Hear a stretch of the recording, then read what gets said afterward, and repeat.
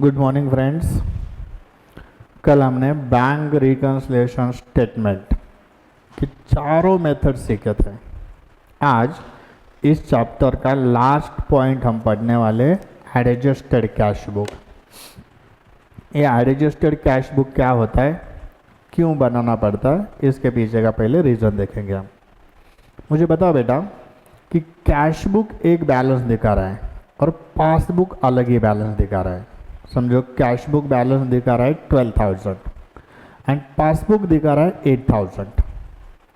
हमारा bank balance cash book के हिसाब से 12,000 दिख रहा है और पासबुक के हिसाब से 8,000 दिख रहा है।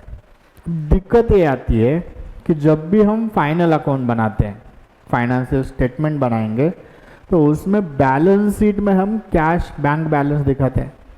तो बैंक बैलेंस दिखाना कौन सा, लिखना कौन सा है, 12,000 या 8,000, यानी कैश बुक के हिसाब से लिखना है या पासबुक के। तो कैश बुक का भी गलत हो सकता है, पासबुक का भी गलत हो सकता है। लिखना होता है आपका करेक्ट बैलेंस। अब करेक्ट कौन सा है हमें पता ही नहीं है। ओके, तो वो correct cash balance, bank balance निकालने के लिए हमें एडजस्टेड कैश बुक बनाना पड़ता है। एडजस्टेड कैश बुक क्यों बनाते हैं हम? तो correct bank balance find out करने के लिए। कैश बुक का भी गलत हो सकता है, पासबुक का भी गलत हो सकता है। करेक्ट बैलेंस निकालने के लिए हम एडजस्टेड कैश बुक बनाएंगे। ओके, कैश बुक 11th में जो पढ़ा था हमने सेम टाइप का है, पैसा आया डेबिट गया क्रेडिट, लेकिन यहाँ लेजर फॉर्मेट में बनाएंगे हम। तो आज हम जो इलस्ट्रेशन लेने वाले हैं बेटा, institute model page number 3.19, illustration number 5, page number 3.19 and illustration number 5। क्या क्या पूछा बेटा आज के क्वेश्चन में? You are required to show the appropriate rectifications required in the cash book and prepare bank reconciliation statement. तो आपको कैश बुक भी बनाना है एंड बैंक रिकन्सिलिएशन स्टेटमेंट भी बनाना है। तो फॉर्मेट ड्राफ्ट करो बेटा। कैश बुक, हम पूरा कैश बुक बनाते हैं ओनली बैंक कॉलम का? तो बैंक कॉलम का।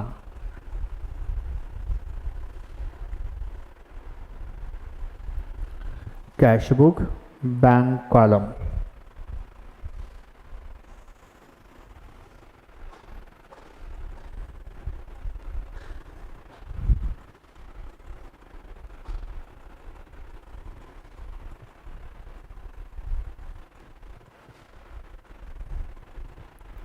and bank reconciliation statement.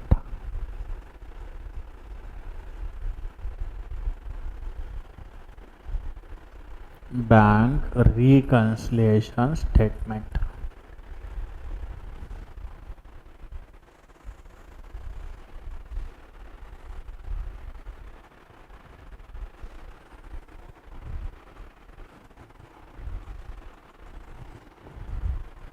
Bank reconciliation statement. तो आज हम कैश बुक भी बनाएंगे और बैंक रिकन्सिलिएशन स्टेटमेंट भी बनाएंगे।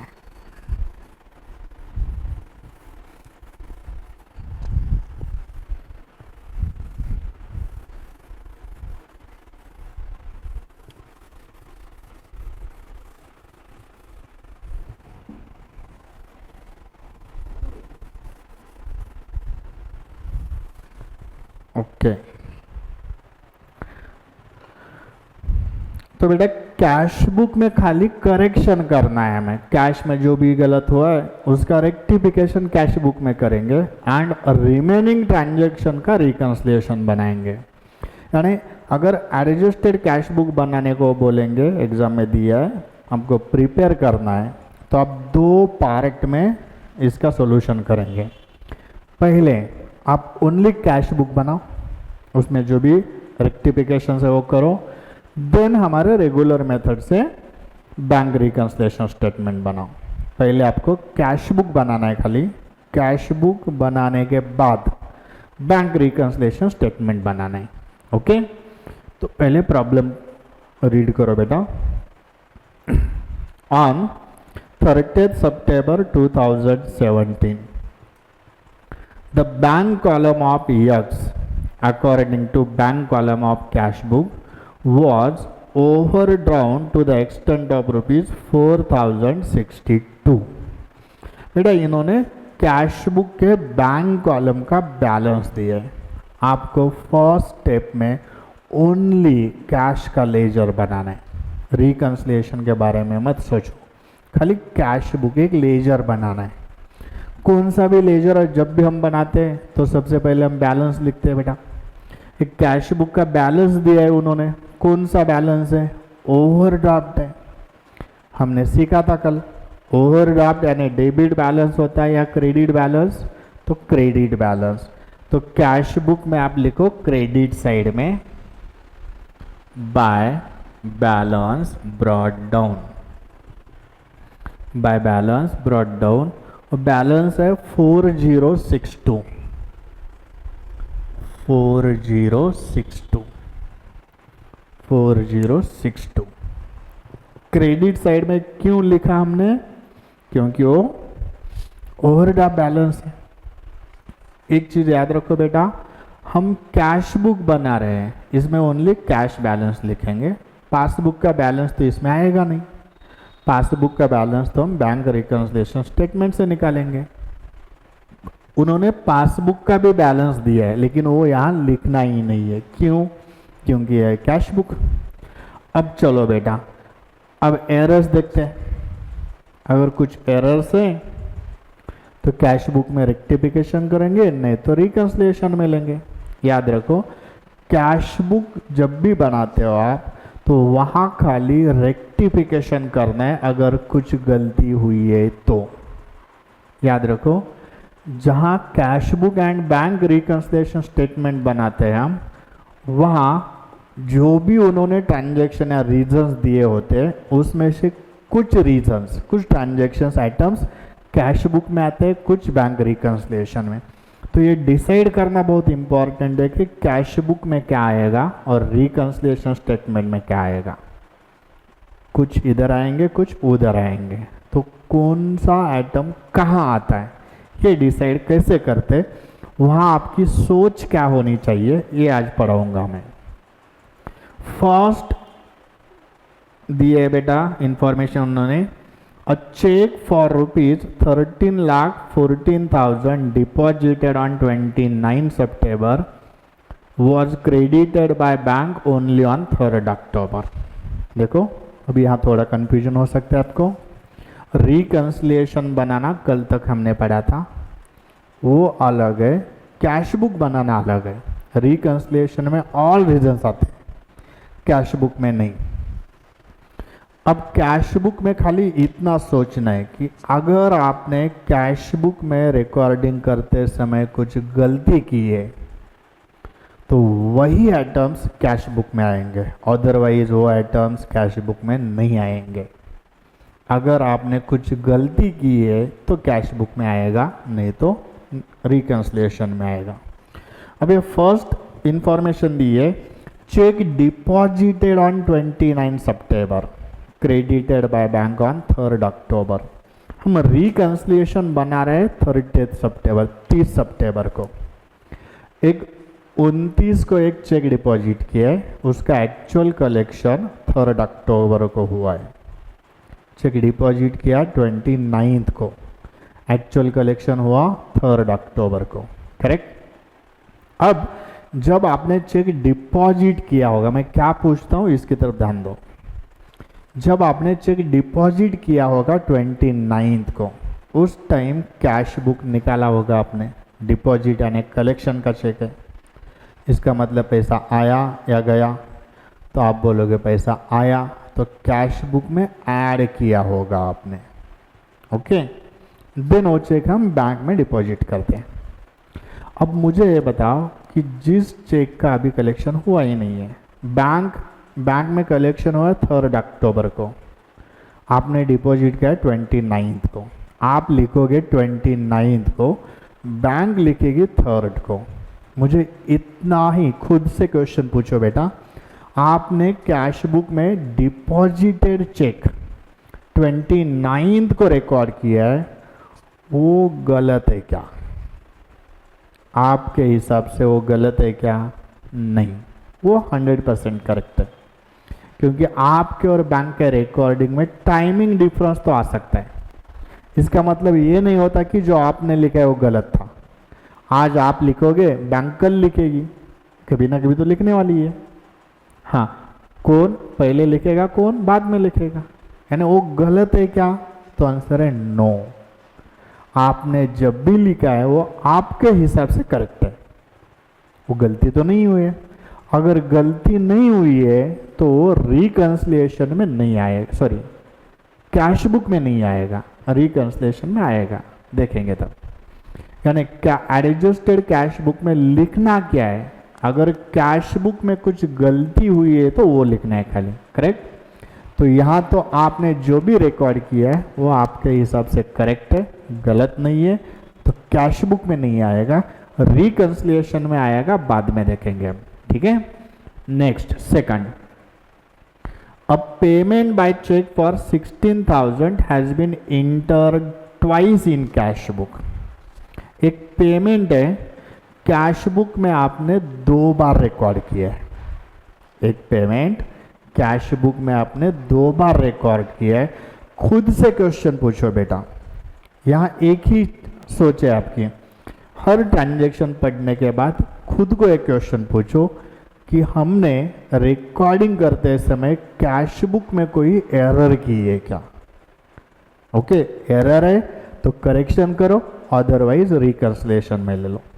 एक पेमेंट है, कैश बुक में 2 बार लिखा है। अब मुझे बताओ 2 बार लिखना करेक्ट है क्या?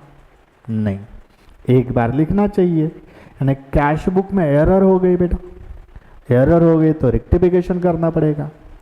कौन से साइड में आपने 2 बार लिखा है? पेमेंट साइड, यानी एक पेमेंट एक्स्ट्रा लिखा है आपने, अब उसका करेक्शन करना है। अकाउंट में करेक्शन करते समय अपोजिट साइड में लिखना होता है। आपने गलती से 1 बार क्रेडिट में लिखा है तो करेक्शन करते समय कहाँ लिखोगे आप? डेबिट में। अमाउंट क्या है बेटा? अमाउंट है 16,000। 2 उस पार्टी का नाम आता है बेटा, जिस भी पार्टी को पेमेंट किया है उसके नाम से डेबिट लिखेंगे। यहाँ नाम पता नहीं है इसलिए हम पार्टी अकाउंट ऐसा लिखा। Second transaction, second item cash book में आया, टू पार्टी अकाउंट 16,000। कौन सी साइड?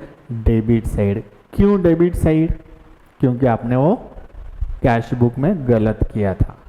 एरर है तो करेक्शन करो। पेमेंट गलती से दिखाया था, अब आपको कैंसिल करना यानी डेबिट में लिखना पड़ेगा। Third, on 29 September bank credited 1,17,400 received from customer of X, but advice was not received by X until 1st October।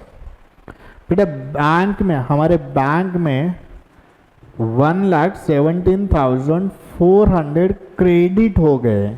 कब? 29 सितंबर को। यानी बैंक में क्रेडिट होना यानी पैसा जमा होना। हमारे खाते में पैसे जमा हुए हैं कब? 29 को, लेकिन आपको उसकी इंफॉर्मेशन ही पता नहीं है। इसका मतलब ये ट्रांजैक्शन आपने कैश बुक में लिखा होगा क्या?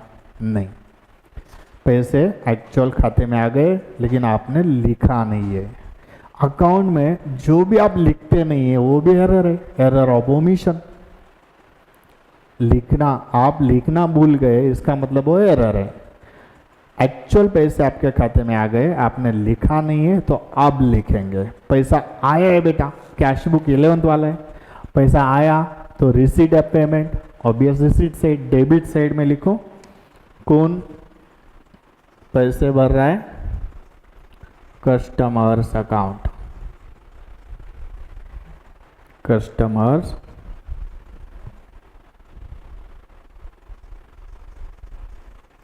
1,17,400, 117,400।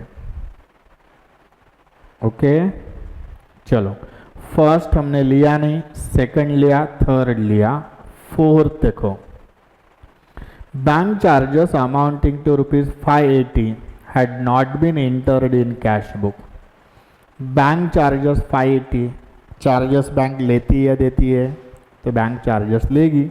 कैश बुक में लिखा नहीं है आपने, अगर लिखा नहीं है तो वो गलत है, और जहाँ भी गलती आएगी हम करेक्शन करेंगे। कैश बुक बनाते समय खुद को एक ही क्वेश्चन पूछना है कि हमने कैश बुक बनाते समय कुछ गलती की है क्या। अगर आंसर हाँ है तो ट्रांजैक्शन यहाँ लिखो, नहीं है तो मत लिखो। अब बैंक चार्जेस आपने लिखे ही नहीं है, इसका मतलब गलत है, गलत तो आप लिखेंगे। पैसा आया या गया? ऑब्वियसली गया, यानी हम कैश बुक के कौन से साइड में लिखेंगे? क्रेडिट। Bank charges 580।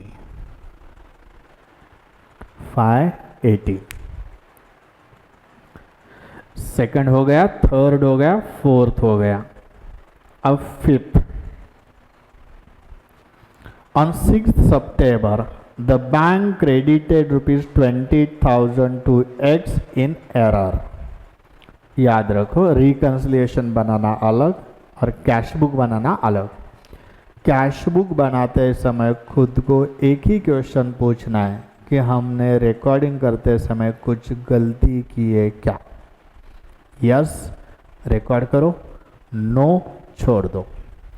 अब बैंक ने आपके खाते में गलती से 20,000 रुपये क्रेडिट किए, आपने लिखा है क्या? नहीं लिखा होगा। लिखना है क्या? अगर बैंक गलती कर रही है तो आप नहीं लिखोगे बेटा कैश बुक में। हाँ, रिकंसिलिएशन में लेंगे हम, ओके, लेकिन कैश बुक आपने लिखा नहीं है, इसका मतलब आपने करेक्ट किया है। बैंक गलती कर रहे तो आप थोड़ी गलती करोगे, रिकंसिलिएशन करते समय आप भी गलती करोगे। लेकिन कैश बुक बनाते समय ओनली करेक्ट, यहाँ करेक्ट बैलेंस निकालना है तो खाली एरर्स जो भी आपने किए उसका करेक्शन करेंगे।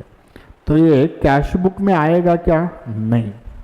याद रखो, फर्स्ट नहीं आया एंड फिफ्थ जो भी आया है ना उसे टिक मार्क करो। सेकंड आया है टिक मार्क करो, थर्ड आया है टिक मार्क करो, फोर्थ लिखा है हमने कैश बुक में उसे भी टिक मार्क करो। फर्स्ट एंड फिफ्थ को टिक मार्क नहीं करना है। Sixth, a bill of exchange for ₹1,40,000 was discounted by X with his bank। This bill was dishonored on 28th September but no entry had been made in the books of X। हमने कल देखा था बेटा, एक bill हमने bank में discounted किया है और वो बिल डिसऑनर हुआ है। जब भी डिस्काउंटेड बिल डिसऑनर होता है तो सबसे पहले बैंक आपके खाते में से पैसे निकालती है, यानी बैंक ने आपके खाते से पैसे ले लिए। आपने लिखा है क्या? नहीं लिखा है, तो आपकी गलती हुई है क्या? यस, हमारी गलती हो गई, लिखना चाहिए था, नहीं लिखा। अब लिखेंगे पैसा आया या गया, तो पैसा गया तो कैश के डेबिट में लिखेंगे या क्रेडिट में? क्रेडिट में। बिल किससे मिलता है? कस्टमर से, बाय कस्टमर्स अकाउंट। समझने के लिए लिख सकते हो, बिल्स रिसीवेबल डिसऑनर्ड, अमाउंट है 1,40,000, 1,40,000, 1,40,000। ओके, सिक्स्थ भी रिकॉर्ड किया हमने, उसे टिक मार्क करो। Seventh, cheque issued up to 30th September but not presented for payment up to that date, total ₹13,26,000। हमने एक चेक इशू किया है लेकिन पेमेंट के लिए आया नहीं। अभी याद रखो बेटा, जब भी आपने चेक इशू किया होगा, कैश बुक ओपन किया होगा आपने और उसमें क्या लिखा होगा, चेक इश्यू यानी पेमेंट का चेक, पैसा गया कैश में से लेस, पेमेंट दिखाया आपने, एक्चुअल बैंक से पेमेंट नहीं हुआ है। मुझे खुद को क्वेश्चन पूछो, आपने चेक देते समय पेमेंट दिखाया, ये आपकी गलती है क्या? तो आंसर है नो, आपको तभी दिखाना चाहिए था। बैंक में जब पेमेंट होगा तब बैंक दिखाएगी, यानी यहाँ हमने कुछ भी गलती नहीं की है। तो कैश बुक में आएगा क्या? नहीं, छोड़ दो। ओके, तो ऑल ट्रांजेक्शन हो गए बेटा। अब कैश बुक का बैलेंस निकालेंगे हम, टोटल करो, क्लोज, पहले कैश बुक क्लोज करो। कौन सी टोटल बड़ी आती है? डेबिट क्रेडिट, डेबिट या क्रेडिट? क्रेडिट बड़ी, 144 642, 144 642, 144 642 टू बैलेंस कैरी डाउन। कितना आता है बैलेंस? 11,242, 11,242 हो गया कैश बुक। अब हम बैंक रिकंसिलिएशन स्टेटमेंट बनाएंगे बेटा, बैंक रिकंसिलिएशन स्टेटमेंट। अब ये पहले कैश बुक बनाओ, कैश बुक में जो भी एरर्स हुए हैं वो सब करेक्ट करो, और उसका जो बैलेंस आएगा वो बैलेंस लिख के बैंक रिकंसिलिएशन स्टेटमेंट बनाओ। कौन सा बैलेंस है बेटा ये, डेबिट या क्रेडिट? कैरी डाउन बैलेंस जिस साइड में दिखता है उसके अपोजिट साइड का बैलेंस होता है, यानी इस ये डेबिट में बैलेंसिंग फिगर आई है, इसका मतलब हम इसे बोलेंगे ये क्रेडिट बैलेंस है। क्रेडिट बैलेंस यानी बैलेंस या ओवरड्राफ्ट, तो overdraft, overdraft as per cash book, overdraft as per cash book 11,242। उसके नीचे add and less, add and less. Okay, चलो बेटा, overdraft as per cash book starting point है। कल की हमारे हिंट यूज करते हैं, बोलो कैश बुक के सेम करना है या कैश बुक के reverse? Overdraft as per cash book यानी क्रेडिट बैलेंस है, तो कैश बुक में debit balance as per cash book के रिवर्स करना है। अब फिफ्थ इलस्ट्रेशन में जो भी बचे वाले आइटम्स हैं जिसको हमने टिक मार्क नहीं किया अभी तक, खाली वही रिकंसिलिएशन में आएंगे, यानी कुछ आइटम्स कैश बुक में आते हैं, कुछ रिकंसिलिएशन में। ऐसे कितने आइटम्स बचे बेटा? Number 1, number 5 and number 7, only 3। तो चलो number 1, check deposited but not credited, क्योंकि डिपॉजिट किया है 29 को, क्रेडिट हुआ है अक्टूबर में, यानी सितंबर में हम बोलेंगे but not credited. Cheque deposit करते समय हमने कैश में क्या किया होगा? पैसे आए इसलिए ऐड, एक्चुअल बैंक में पैसे 30 तारीख तक नहीं आए हैं, तो अब क्या करेंगे? कैश में से लेस, यहाँ उल्टा करना है तो यहाँ करेंगे add. Check deposited but not presented, check deposited but not presented for payment. उसके अमाउंट है बेटा 13,14,000, 13,14,000, 13,14,000। फर्स्ट हो गया। देन फिफ्थ है बेटा, fifth On 6 September, the bank credited rupees 20,000 to X in error. याद रखो, पहले दिन मैंने बोला था रिकंसिलिएशन करते समय आपको तीन चीज़ें करनी है। एक, कैश बुक में एरर है तो करेक्शन करो, लिखा नहीं है तो अब लिखो, एंड पासबुक में एरर है तो अब भी एरर करो। ओके, जहाँ कैश बुक एंड रिकंसिलिएशन बनाते हैं वहाँ फर्स्ट टू स्टेप यानी एरर इन कैश बुक उसका correction and not recorded in cash book उसकी रिकॉर्डिंग, ये दो पार्ट कैश बुक में करेंगे हम एंड रिमेनिंग रिकंसिलिएशन में। यहाँ बैंक ने गलती से क्रेडिट में लिखा है आपके 20,000, तो आप गलती से डेबिट में लिखोगे। डेबिट का मतलब होता है रिसीट, यानी कैश में ऐड, यहाँ लेस में लिखो, और wrong credit given by bank, wrong credit given by bank. Amount है बेटा 20,000, 20,000 रुपये। एंड लास्ट ट्रांजेक्शन है cheque issued but not presented for payment. Cheque issue करते समय हमने कैश में से लेस किया होगा, एक्चुअल पेमेंट हुआ नहीं है, तो कैश में हमें ऐड करना पड़ेगा, यहाँ उल्टा करना है, यहाँ लेस करेंगे। लेस में लिखो check issued but not presented for payment.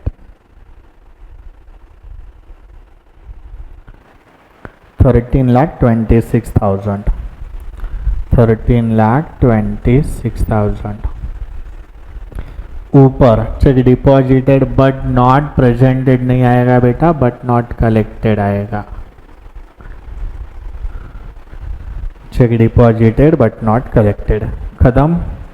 अब ऐड की टोटल 13,14,000, टोटल 13,25,242, लेस की टोटल 13,46,000। तो फाइनल बैलेंस नेगेटिव आएगा बेटा 20,758, 20,758। इसे नाम क्या देंगे आप? ऊपर ओवरड्राफ्ट है, नेगेटिव आंसर आया है, तो नीचे हम नाम देंगे बैलेंस एज पर पासबुक। ऊपर कैश बुक है, नीचे passbook. Balance as per passbook.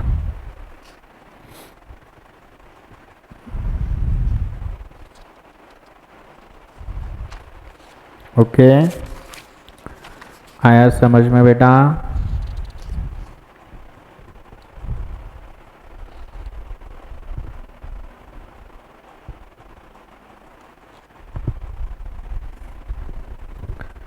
ठीक है, चल और एक क्वेश्चन लेंगे हम सेम टाइप का।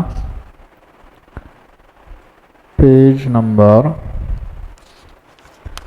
पहले फॉर्मेट ड्राफ्ट करो, कैश बुक एक बनाओ एंड बैंक रिकंसिलिएशन स्टेटमेंट एक।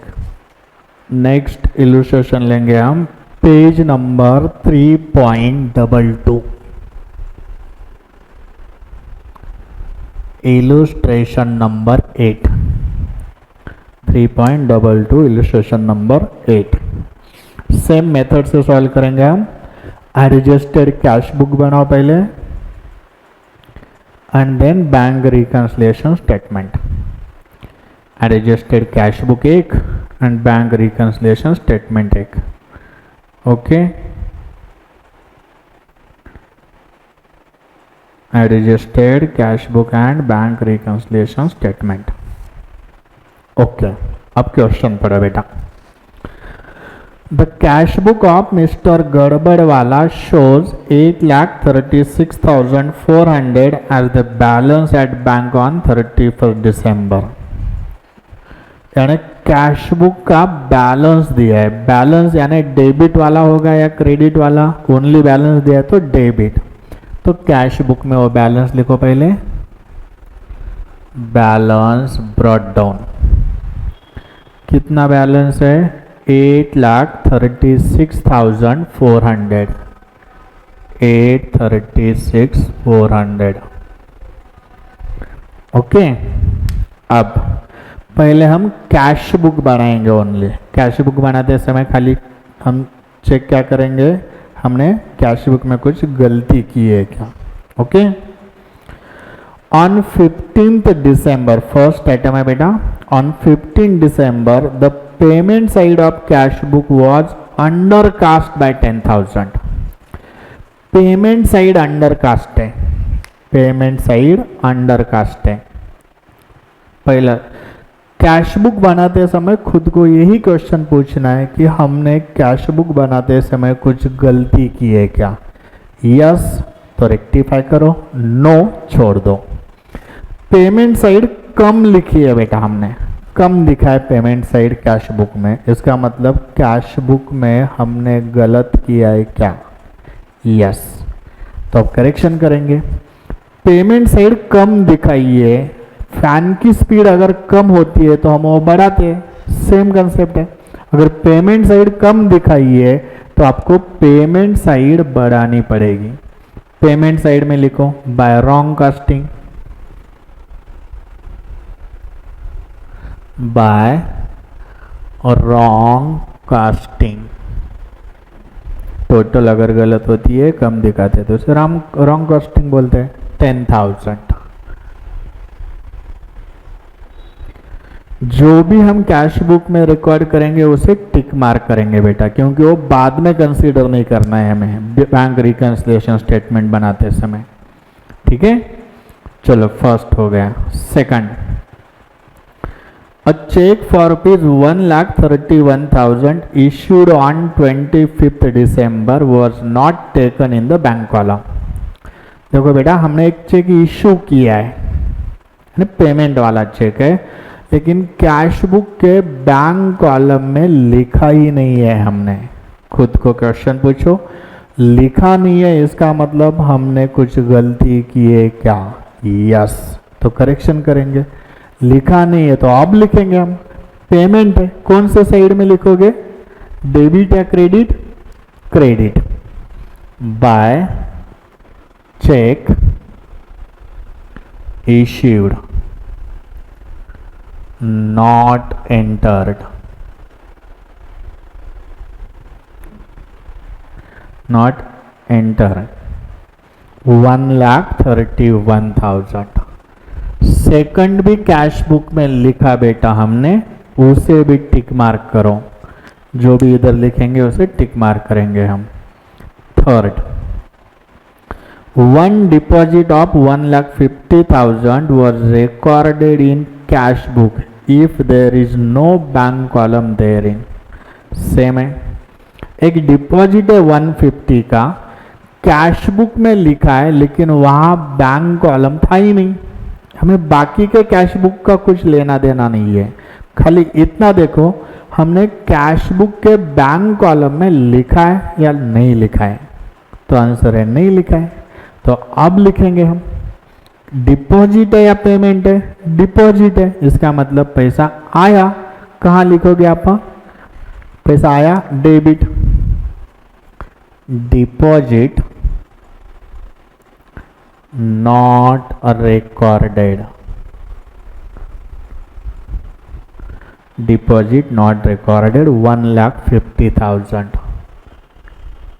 थर्ड भी लिया हमने, उसे भी टिक मार्क करो।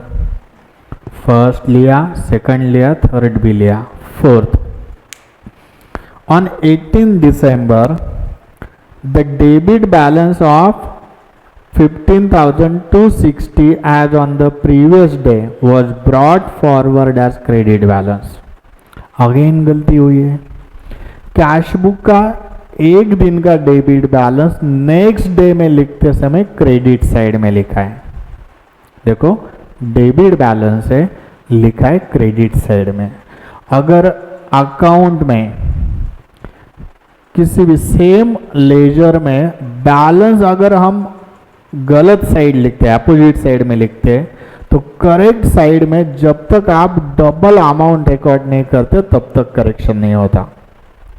यहां लिखना था, उधर लिखा तो यहां डबल लिखना पड़ेगा तब करेक्शन होता है, क्योंकि एक बार जो गलत लिखा है वो कैंसिल करने के लिए एक बार लिखना पड़ेगा एंड देन करेक्ट एक बार लिखना पड़ेगा, यानी 2 बार लिखना यानी डबल अमाउंट लिखना। तो डेबिट साइड में डबल अमाउंट लिखो, wrong posting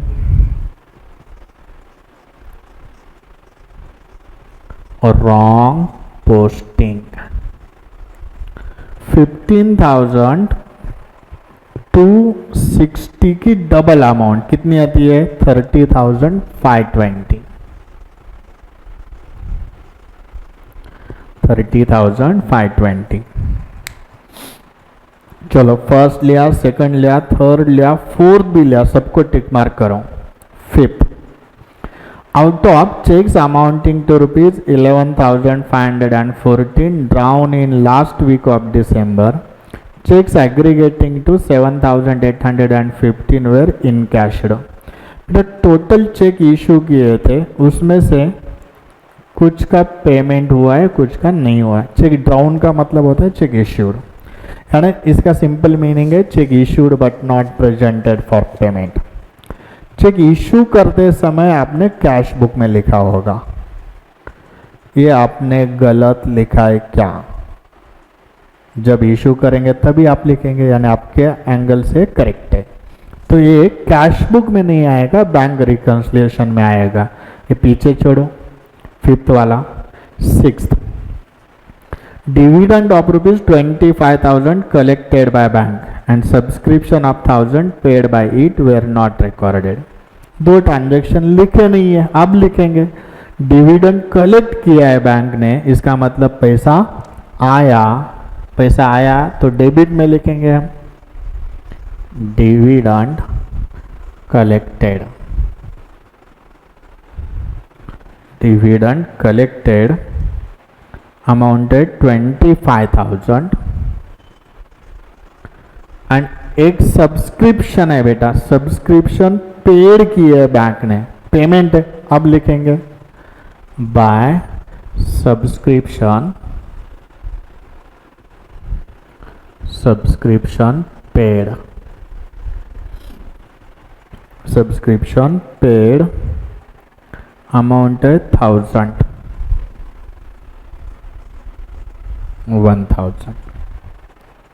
last, one outgoing check of ₹350 was recorded twice in cash book। एक आउटगोइंग चेक है, आउटगोइंग चेक यानी पेमेंट वाला चेक, कैश बुक में 2 बार लिखा है। हमारा कैश बुक बनाते समय एक ही क्वेश्चन है, खुद को पूछना है कि कैश बुक बनाते समय हमने कुछ गलत किया है क्या? 2 बार पेमेंट लिखना गलत है, तो गलती हो गई हमारी, अब उसका करेक्शन करना होगा। पेमेंट किस साइड में लिखा होगा हमने? क्रेडिट में। उसे करेक्शन करना है तो ऑपोजिट साइड में लिखना होता है, तो यहां आप लिखोगे डेबिट में।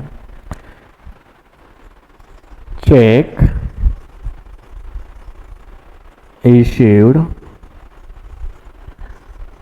recorded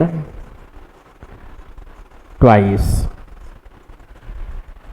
अमाउंट है 3,50,000। चलो बेटा एक आइटम छोड़ के other all adjusted cash book में आ गए, तो कैश बुक क्लोज करो, कैश बुक क्लोज करो। टोटल कौन सी बड़ी आती है? डेबिट वाली, 13,91,920, 13,91,920। Okay, balancing figure 12,49,920। 1249,920 by balance carry down। अब ये बैलेंस बैंक रिकन्सिलिएशन में लेंगे। बैलेंसिंग फिगर क्रेडिट साइड में, इसका मतलब है डेबिट बैलेंस है, तो इसे हम बोलेंगे balance as per cash book. 12,49,920। एक ही ट्रांजेक्शन बचा है बेटा, एड एंड लेस। चलो कौन सा ट्रांजेक्शन अभी तक आया नहीं है, तो नंबर 5 नंबर फिर से पढ़ो। Of the total checks amounting to rupees 11,514 drawn in last week। बेटा 11,514 के चेक हमने, ड्राउन का मतलब इशूड होता है, इशू किए, लेकिन उसमें से ओनली 7,815 का पेमेंट हुआ है। हाँ, जिस चेक इशू किया कैश बुक में लिखा, पेमेंट हुआ बैंक में भी लिखा, अगर दोनों जगह रिकॉर्डिंग होती है तो डिफरेंस आएगा नहीं। डिफरेंस क्यों आता है? Check issued but not presented for payment से। तो इसमें से इतने का तो पेमेंट हुआ है, तो कितनी अमाउंट का पेमेंट नहीं हुआ है?